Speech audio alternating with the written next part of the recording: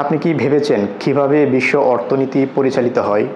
কেন একটি দেশ অন্য দেশ থেকে তেল কিনতে হলে শুধু ডলার দিয়ে কিনতে হয়? বর্তমান বিশ্ব ব্যবস্থায় ডলারের বিনিময়ে তেল কেনার যে সিস্টেম, তাই মূলত পেট্রোডলার নামে পরিচিত। পেট্রোডলার সাধারণ কোনো মুদ্রা নয়, তা বর্তমানে তেলের বাজারে আমেরিকার একচ্ছত্র আধিপত্য হিসেবে পরিচিত। চলুন আজ আমরা সেই পেট্রোডলারের আদ্যপান্ত সম্পর্কে জানব। এই গল্পের শুরু 1970-এর দশকের শুরুতে। তখন ডলারের মান ছিল স্বর্ণের উপর নির্ভরশীল। একে বলা হতো ব্রেটন উডস ব্যবস্থা। কিন্তু 70-এর দশকের শুরুতে মুদ্রাস্ফীতি ও ভিয়েতনাম যুদ্ধের বিপুল খরচের কারণে আমেরিকা গভীর অর্থনৈতিক সংকটে পড়ে।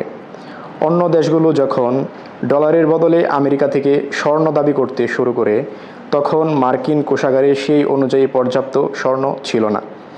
এই পরিস্থিতিতে 1971 সালের 15ই আগস্ট মার্কিন প্রেসিডেন্ট রিচার্ড নিক্সন ঘোষণা করেন যে আমেরিকা আর ডলারের বিনিময়ে স্বর্ণ প্রদান করবে না।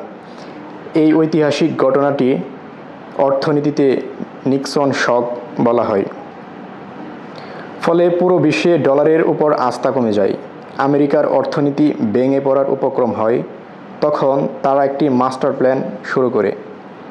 তারা জানতো স্বর্ণের চেয়েও বড় প্রয়োজন হলো জ্বালানি তেল, কারণ তেল ছাড়া আধুনিক সভ্যতা অচল। আমেরিকা তখন তেলের সাথে ডলারকে একীভূত করার সিদ্ধান্ত নেয়।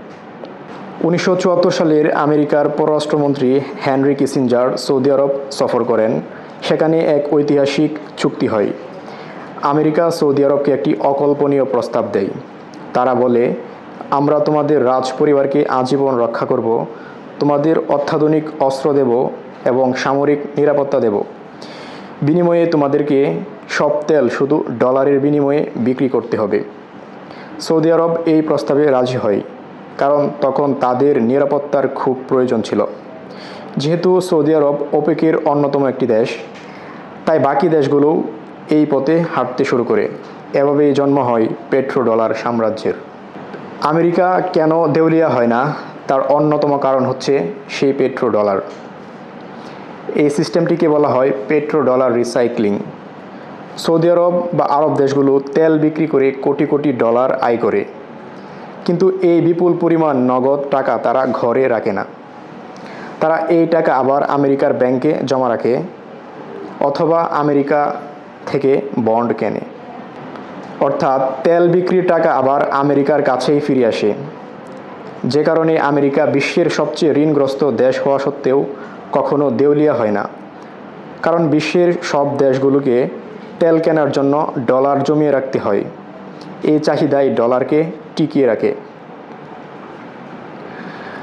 তবে বর্তমান বিশ্ব ব্যবস্থায় পেট্রোডলারের সংকট তৈরি হয়েছে, যা আসলে ডি-ডলারাইজেশন নামে পরিচিত। বর্তমান বিশ্ব ব্যবস্থায় পেট্রোডলারের সংকট শুরু হয়েছে, যা ডি-ডলারাইজেশন নামে পরিচিত।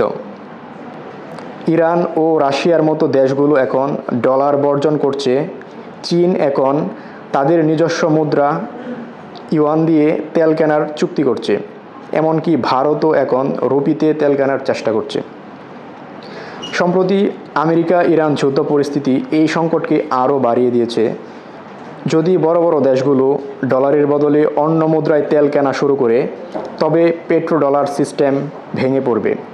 এর ফলে আমেরিকার ক্ষমতা কমে যাবে এবং বিশ্ব ক্ষমতার ভারসাম্য বদলে যাবে। পেট্রোডলার কেবল একটি অর্থনৈতিক চুক্তি নয়, বরং তা আমেরিকার সাম্রাজ্য টিকিয়ে রাখার একটি অদৃশ্য চাবিকাঠি। তেলের প্রবাহ যে মুদ্রায় বইবে, সেই মুদ্রায় এখন বিশ্ব অর্থনীতিতে নতুন মোড় তৈরি করবে। আমরা কি এখন নতুন কোনো মুদ্রার রাজত্ব দেখতে পারবো? সময়ই এর উত্তর বলে দেবে। এতক্ষণ আমাদের সাথে থাকার জন্য ধন্যবাদ।